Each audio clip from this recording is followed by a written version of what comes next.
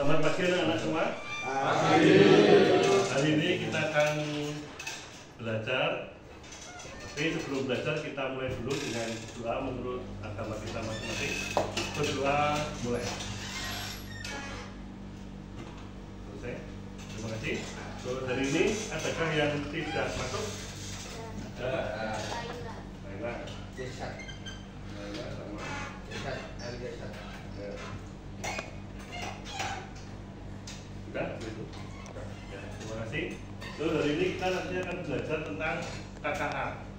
Kira-kira ada yang tahu nggak KKA yang sering kita lihat di berita-berita itu? KKA yaitu kita lihat sekarang ya, ini ya. Nah, yaitu adalah ini artificial coding dan kecerdasan artifisial, itu KKA. Ya, jadi kita akan mencoba untuk belajar bagaimana menggunakan kecerdasan artifisial itu, AI kalau bahasa Indonesia. Terus kalau codingnya pernah kita pelajari dengan Pascal atau dengan C++ atau dengan Delphi itu ya kemarin. Kita tinggal belajar ini.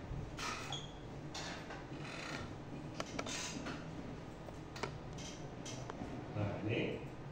Terus AI itu adalah kemampuan mesin untuk meniru proses berpikir manusia, melibatkan pembelajaran, penalaran, pengambilan keputusan. Contohnya itu chatbot, sistem rekomendasi.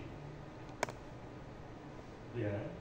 Terus perangkat yang digunakan itu adalah seperti GPU, sensor, terus perangkat lunaknya itu adalah algoritma, terus datanya meliputi data pelatihan dan data pengujian.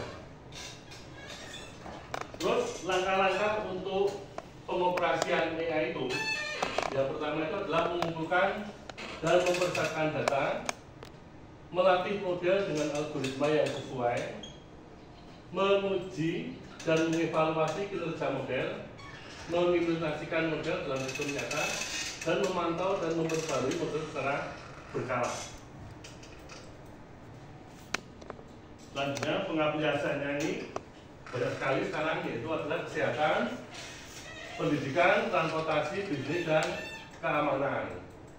Termasuk juga pendidikan adalah sistem pembelajaran adaptif dan chatbot tutor. Ya. Terus ini yang sering kalian mungkin lakukan adalah ini. Ya, Google Translate untuk menerjemahkan bahasa berbasis AI. Terus Tesla Autopilot contohnya itu kendaraan tidak memakai sopir. Ya. Terus ChatGPT, penyunting teks, termasuk itu ada namanya Grammarly, Wilbur, atau Hemingway editor. Ya, nanti kita akan belajar yang ini, yang Wilbur. Ya. Jadi kalau misalnya besok kalian itu mau menggunakan laporan itu harusnya setiap siswa itu tidak boleh sama. Kalau nanti sama itu namanya plagiarisme. Jadi semua itu harus unik. Ya, setiap siswa itu harus mempunyai satu ide. Jadi kalau misalnya kalian membuat laporan itu isinya sama, jelas itu ada yang mencontek. Ya. Diharapkan ke depan itu jangan ada karya itu yang menyontek, tapi murni hasil dari pemikiran. Ya.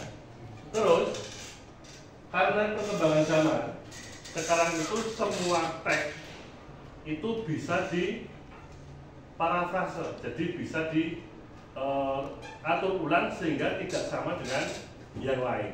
Makanya ada namanya ini penyunting teks berbasis AI itu. Sudah dipahami ya? Ini.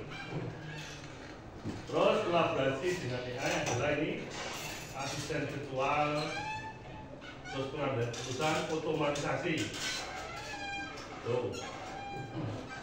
Terus tantangan dari etika, itu kalian harus menjaga keamanan, potensi bias berguna, ketentuan kelebihan pada desain.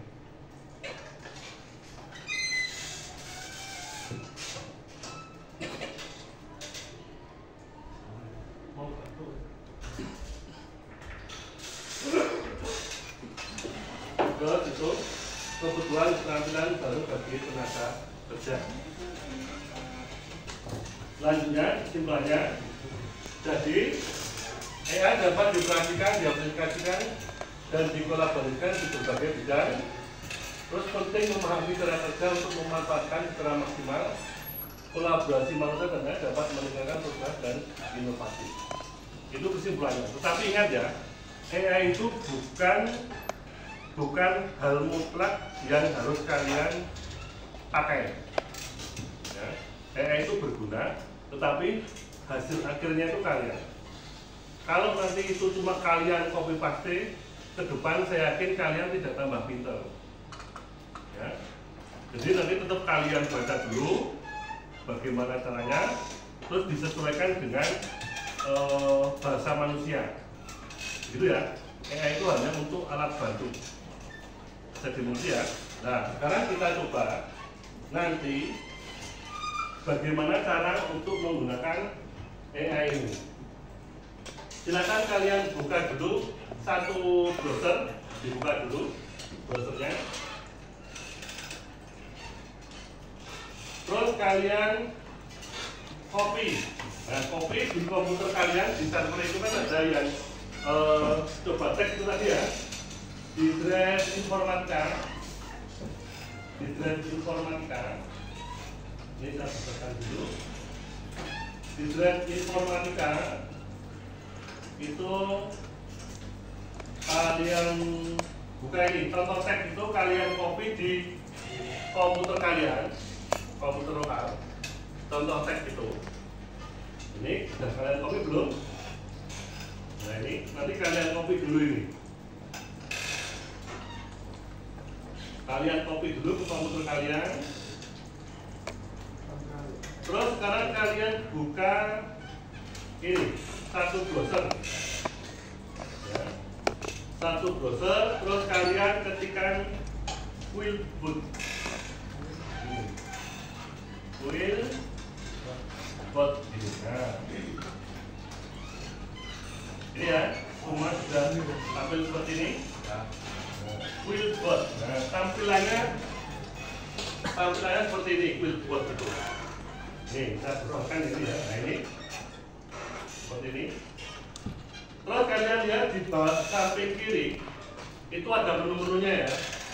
Paraphrase ya, itu tadi yang untuk digunakan untuk membuat agar teks itu bisa beda. Ya, nanti kita coba lihat. Pertama, kalian klik paraphrase-nya itu. Nah ini. Nah.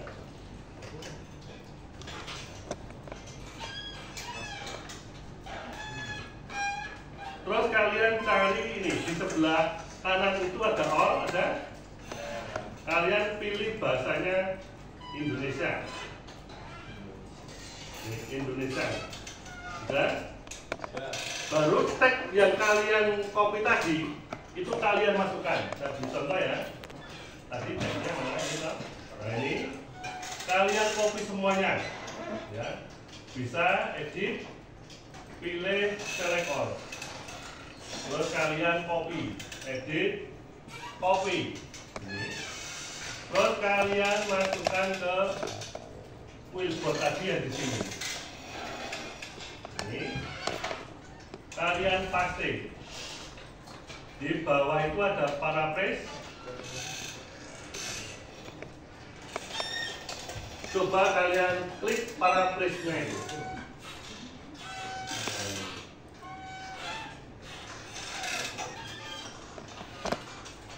Coba kalian klik juga. Terus kira-kira coba kalian cek apakah ada yang sama dengan punya saya itu hasil paraphrase-nya. Ya. Terus jadi parafras itu gimana? Sama ya? Ini dicek apakah ini antara di sini dan di sini sebelah kiri dengan sebelah kanan itu sama? Beda. Beda, iya toh, beda toh. Nah itu adalah salah satu AI untuk mengajak agar teks itu tidak sama.